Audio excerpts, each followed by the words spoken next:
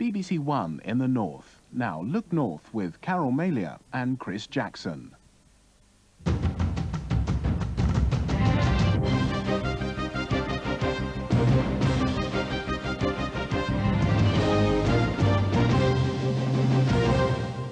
In Look North tonight, the search goes on for the mother of a newborn baby abandoned on Boxing Day. Hospital staff looking after the little girl say she's doing fine and they've named her Molly.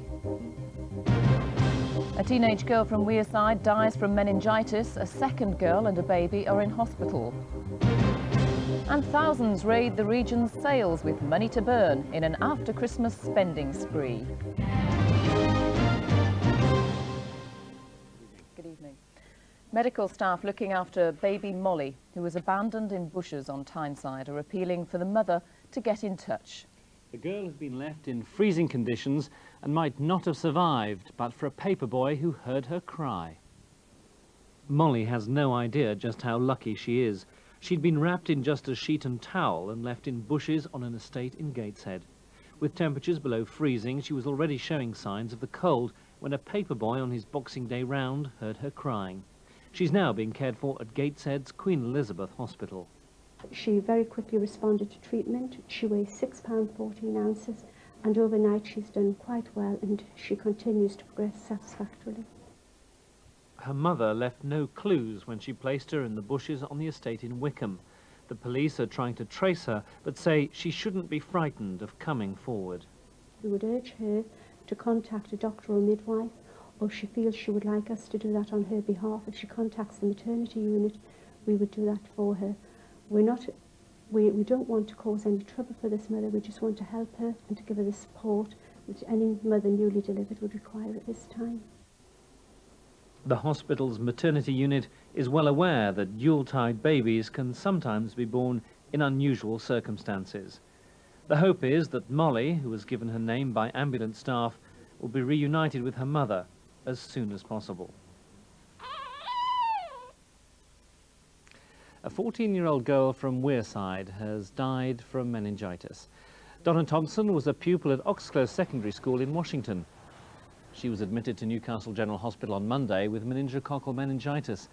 A second girl from Washington, who's 16, and a baby from Sunderland are in hospital with meningitis. Doctors say there's no link between the cases. The police are looking for two masked men who threatened officers with sawn-off shotguns. It happened when the police were called to reports of intruders at the Dolphin Keys flats in North Shields. The men threatened the officers before escaping on foot. It's thought the incident may be linked to an earlier argument on the quayside.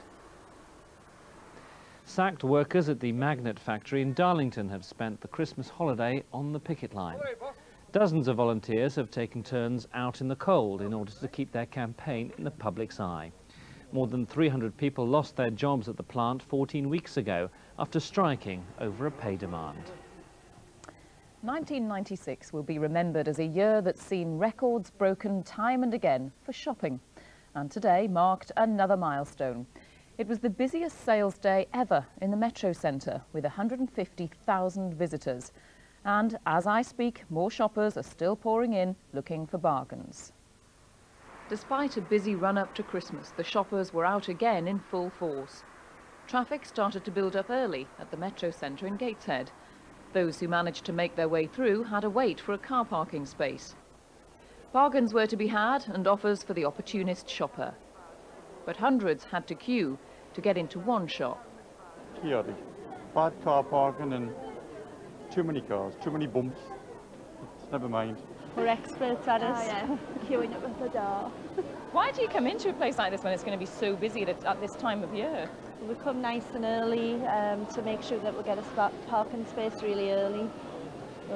I bet you shop all year round though, usually. Yeah. So why now? For the bargains. But it was all too much for some. The wife, she likes to shop, so she wants a bargain. So that's what she's come for, hasn't she? It's the last time. Yeah. It's done and then it's out of the way with. Goodbye. Thank you. Bargain hunting's been going on around the region. In Darlington, the traders were also cashing in. Before Christmas, some areas were notching up record-breaking numbers. In one day, 150,000 people visited the Metro Centre. That's the population of Middlesbrough. And the tills will keep on ringing right through the January sales. Frightening. On to sport now, and Steve Sutton has a look back at the Boxing Day games and the rest of the news.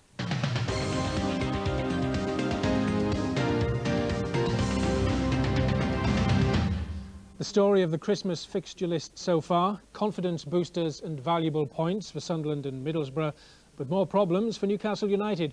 Kevin Keegan admitted yesterday he was at a loss to explain his side's slump in form, which has seen them go 7 Premiership games without a win. Well, yesterday Alan Shearer went back to the club where he won the championship, but it wasn't a happy return. Kevin Gallagher got the only goal of the game to give Blackburn the 3 points and see Newcastle come away empty-handed.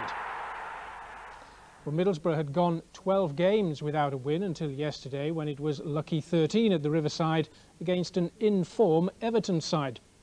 Another old boy was making a return to his former stomping ground. Everton's Nick Barmby was back at the Riverside for the first time since his transfer from Borough. Craig Hignett gave Middlesbrough the lead from Emerson's cross.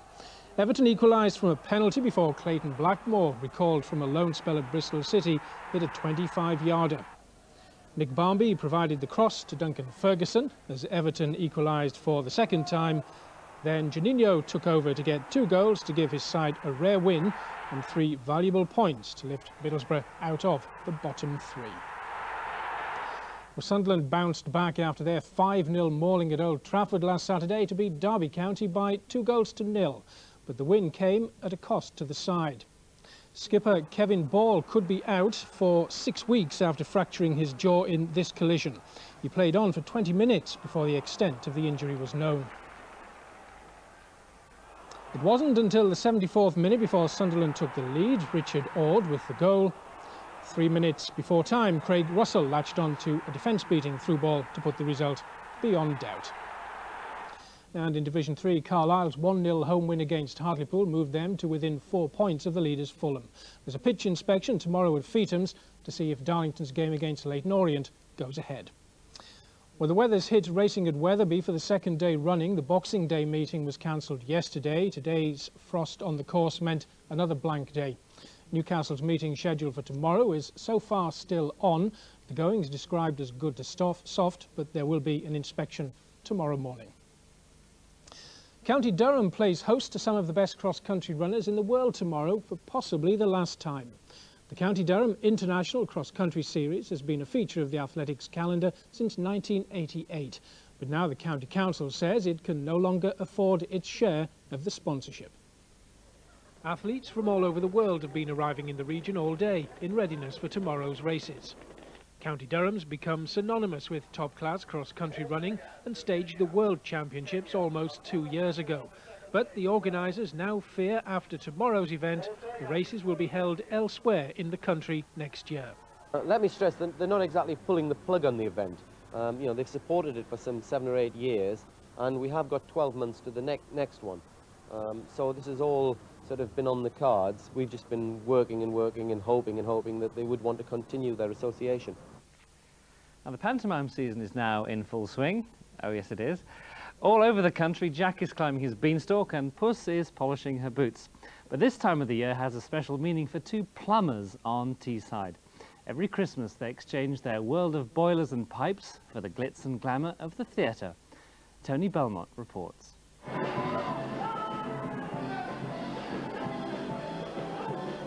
The Wyvern Theatre in Swindon. It's a long way from the leaky pipes of Stockton-on-Tees.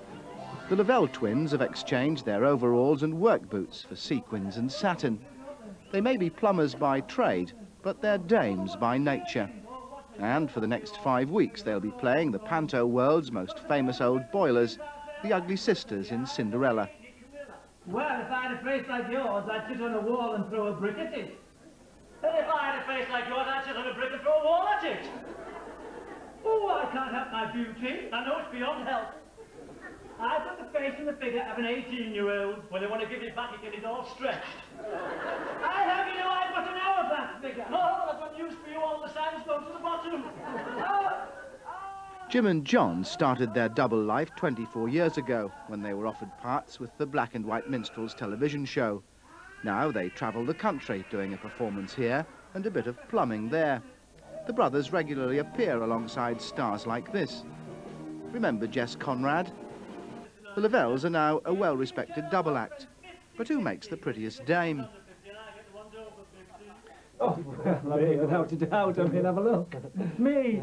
No, it's not you, it's me, dear. Don't be stupid, it's me. Me. With that face? No, no, it isn't. Oh, yes, it is. Oh, yes, it isn't it? It is, it is, it is. Oh, knickers. Oh!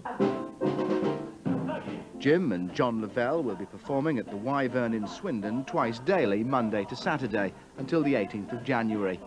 Not surprisingly, their act also includes a spot of tap dancing. So when you can't get hold of a plumber over the holidays, you know where they are. And here is John Clapham now with the weekend weather for us. Thanks, Carol. Might have been technically a white Christmas, but I'm sure it's not what Bing Crosby was dreaming of.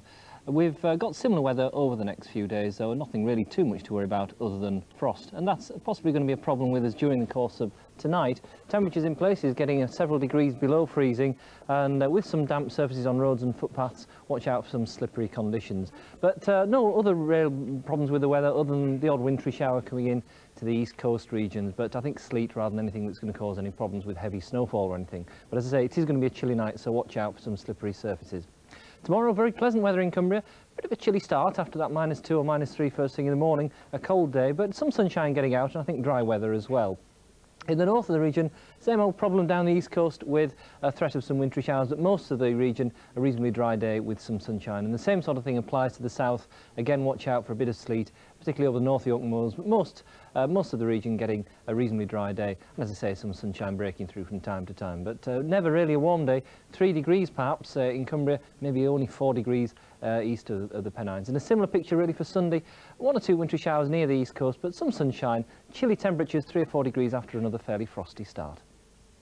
Thank you, John. And that's Look North this Friday evening. Have a very good weekend. Steve's here tomorrow. We're back on Monday. Bye-bye. See you then. Bye-bye.